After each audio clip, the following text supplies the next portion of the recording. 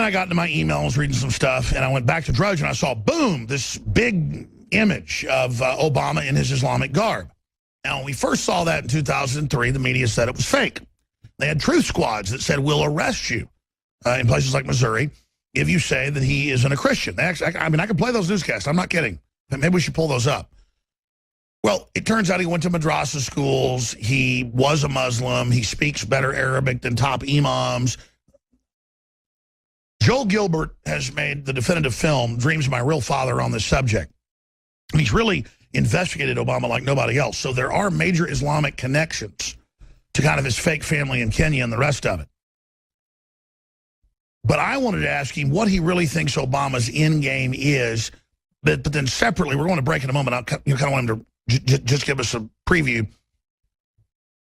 Does he think it's really good news, though, that finally Bill O'Reilly's talking about this and giving us old news and making it new? I mean, is that a positive thing? What does he think that bodes? So is he really just a globalist socialist allied with Islam, or is he double dipping? Is he really a Islamicist? Joel Gilbert, documentary filmmaker, researcher, from your deep research on Obama and all these new photos emerging, who is he really? Hi, Alex. Look, Barack Obama, at his core, is a radical communist. You have to understand the connection between Islamists and Marxists.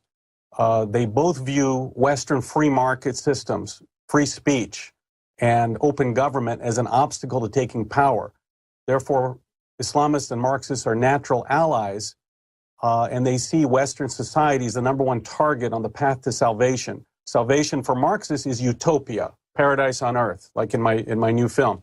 Salvation for Islamists is in the next world. But together, they view Western society as their #1 target.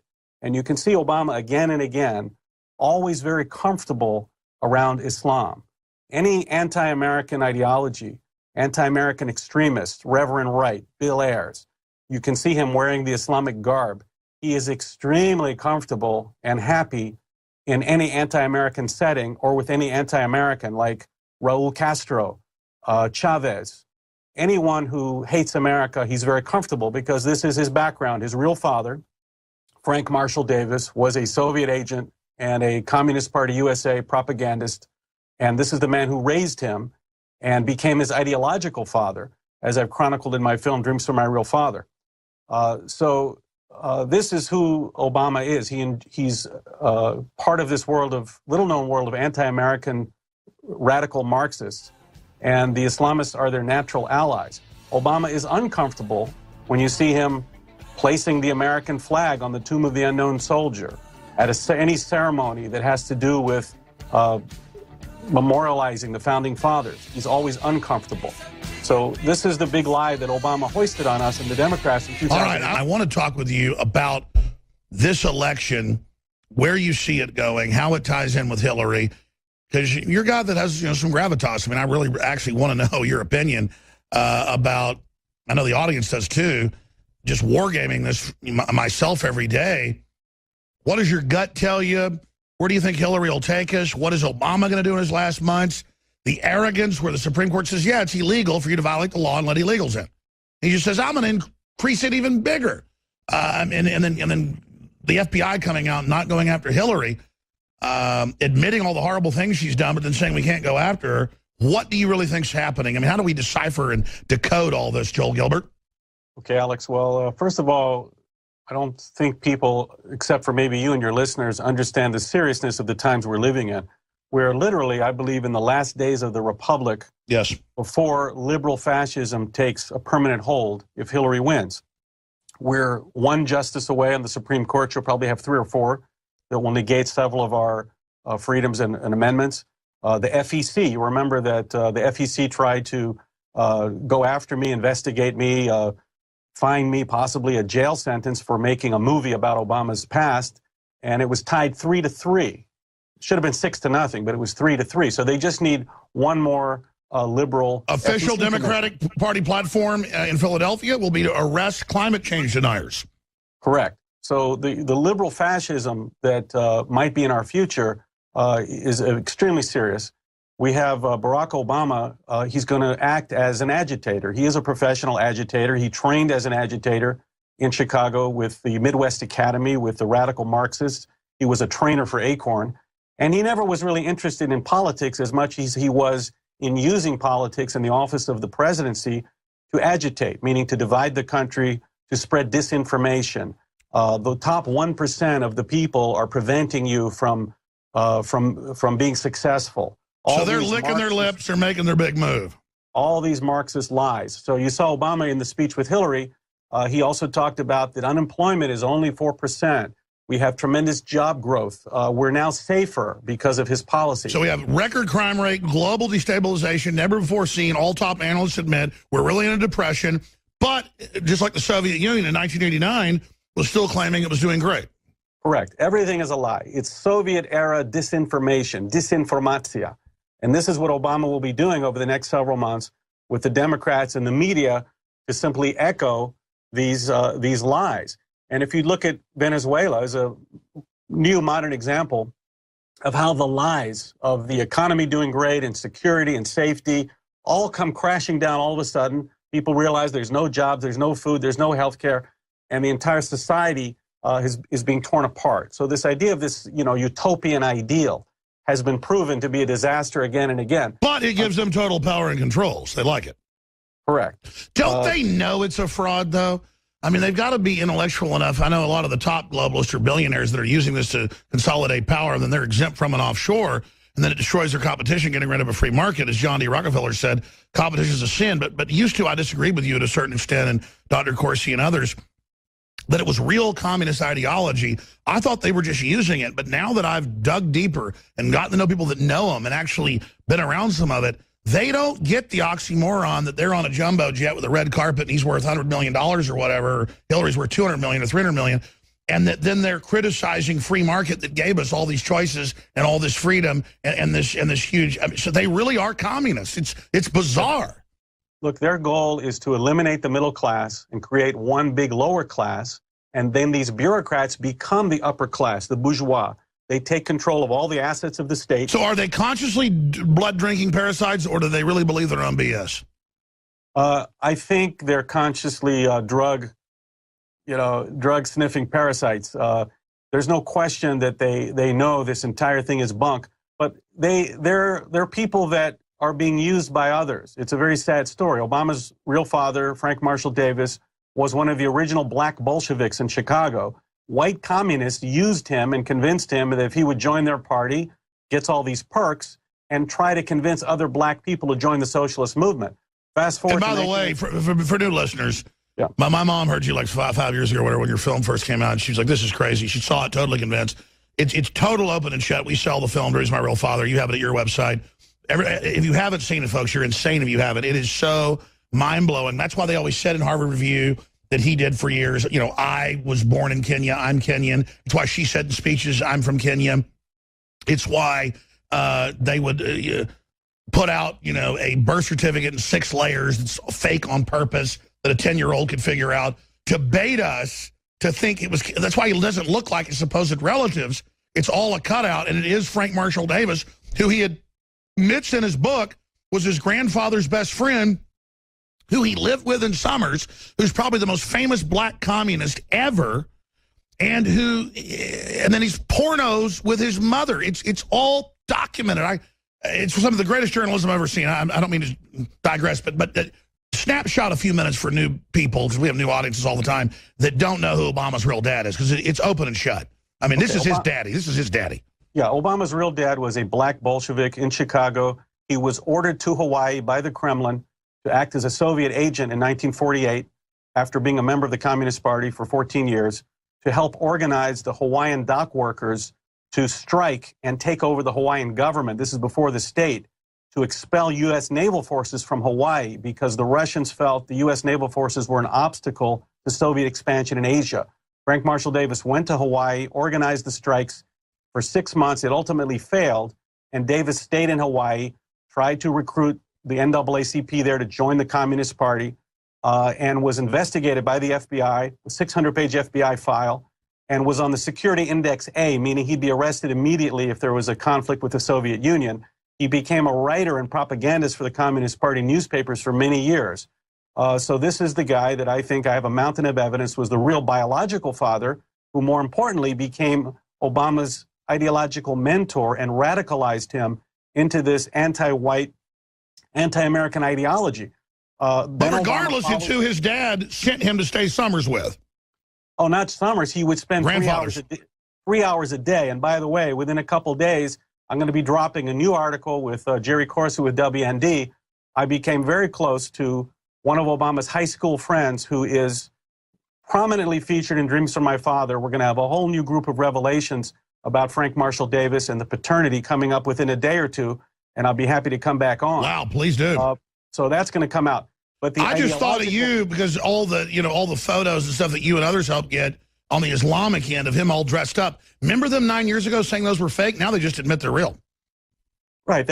Look, unfortunately, O'Reilly and his gang and mainstream media, even the conservatives, have really let us down, except for you, Alex, because we had all this information years ago, and they're suddenly realizing, well, maybe this guy is a radical communist with Islamic sympathies, something we've been saying for years.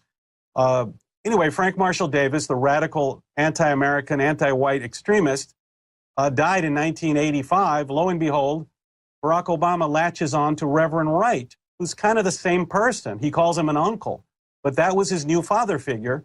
And Obama is comfortable with anti-American extremists and uncomfortable with anything American. And this was the big lie. He ran as a mainstream candidate, pretending to love America, when really he threw his voters under the bus and pursued a radical... Sure, well, I'm anti-American till I study every other country, and it's the best. I mean, it's real easy to be an anti-American if you're some snot-nosed college student, never done anything in your life. Right. Well, this is the very sad episode that America was duped into by the media and by Obama, and we're suffering the consequences. I think Obama's going to try in the last months of his presidency to continue the radical transformation by flooding us with illegals, by not even caring that these illegals had not been screened for security or medical background or diseases. checks. Well, Joel, that's what gets me. That's why I've gone from thinking total open martial law persecution was a possibility to a probability to a near certainty. Is I've never seen in history such brazen corruption, such foaming at the mouth evil, such sabotaging the economy. Just they run it. They've taken us over. That's not enough. They really want to mount our head on the wall. They really want to blow the engine of free market, even though they've captured it. It is the most, it'd be like if you took over a mansion, you go, well, I don't like who lived here before, I'm going to burn it down. It's yours. I don't understand why they're against prosperity. I don't understand it. Like George Soros, a Nazi collaborator, 60-something years, running around trying to blow up free countries still, financing groups that openly are trying to train to kill police for no reason. It's like, if you're 89 years old, why do you want to finance groups to kill cops? I don't understand these people. These people have a destructive passion. It's no different from the Islamist jihadists who have a passion to destroy. The radical leftists and Marxists have a destructive passion. They cannot take it, and it makes them miserable when they see people using free speech, Second Amendment. They can't take our real liberal freedom, that everybody can do whatever they want, the money, all the choices. They hate it, exactly. They can't compete with freedom. Right. Their ideology is that only a government control of everything and everyone is the utopian ideal, the utopian society. So when you prove to them that people can be free and productive and go to church and have a job and be happy without their Marxist nonsense, it infuriates them and they have to destroy it.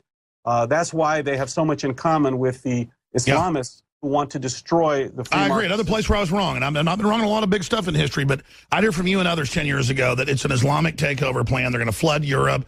It's Sharia law, the caliphate. And I knew they were thinking that, but I thought, good luck. They'll let a few of you attack and then use that as an excuse to take our rights, but, kill you. No, it really seems like they're actually putting them in charge everywhere, making us conform, and really trying to override us with Islam. That is freakazoid. I mean, I don't... How is that? Look, they use poor people to put them at the forefront to demand that we change the welfare system and give free health care. They use Muslims. They use El Salvadorans and Mexicans. They'll put anybody up front to use them as a battering ram to knock down traditional free market society. And I made the analogy earlier about Frank Marshall Davis. He was used by white communists in Chicago to become part of the communist movement. Fast forward 1985, Bill Ayers and his Marxist terrorist gang were using his father, Thomas That's right, because historically you couldn't get any black people to join a communist movement. I mean, they were the most anti-communist group of anybody. The Marxists in Chicago were dying to get the black church groups involved in their causes because they were so well organized. They didn't want any part of it because communism was atheist.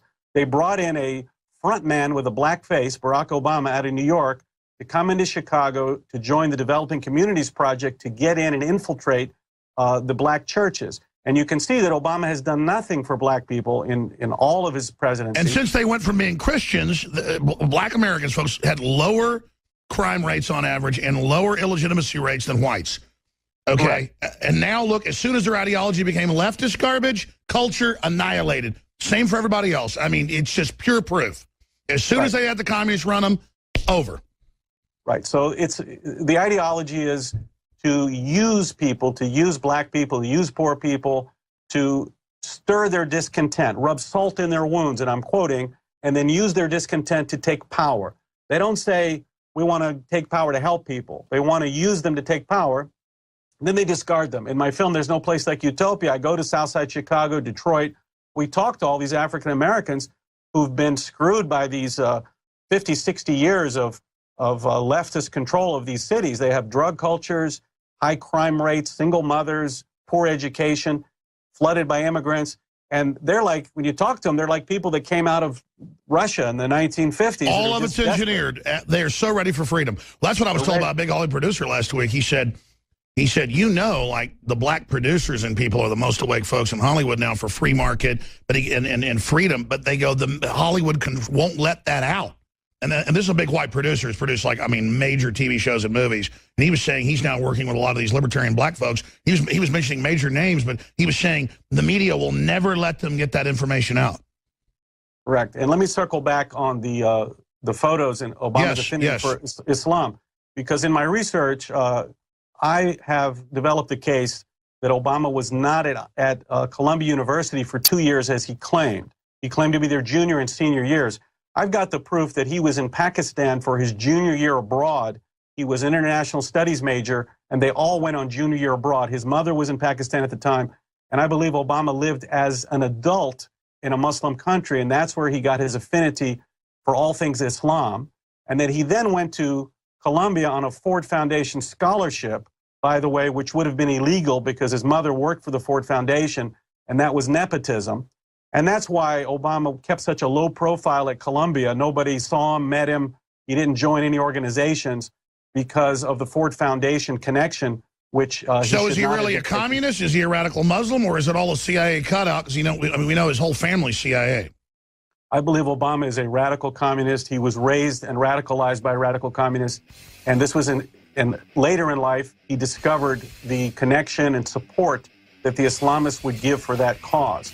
It's not uncommon in Europe and other countries like the Labour Party in England. No, Islam's always been for 80 years with the communists. They also ally with the fascists as well. Anything totalitarian.